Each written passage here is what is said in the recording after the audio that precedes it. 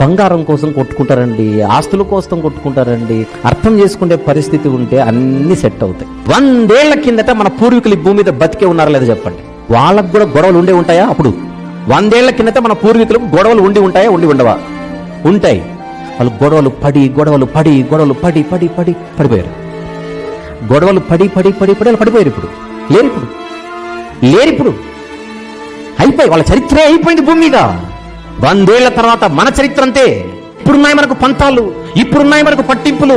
ఏ పంతాలైతే, ఏ పట్టింపులైతే, ఏ గొడవలైతే, ఏ కక్షలైతే, ఏ కోపాలైతే, ఏ పగలైతే, ఏ ప్రతీకారాలతో మనం బతుకుతున్నామో, ఇవన్నీ మనం చచ్చిపోయిన తర్వాత సమాధికి వెళ్ళినప్పుడు అవి కూడా సమాధిలో పడాల్సిందే.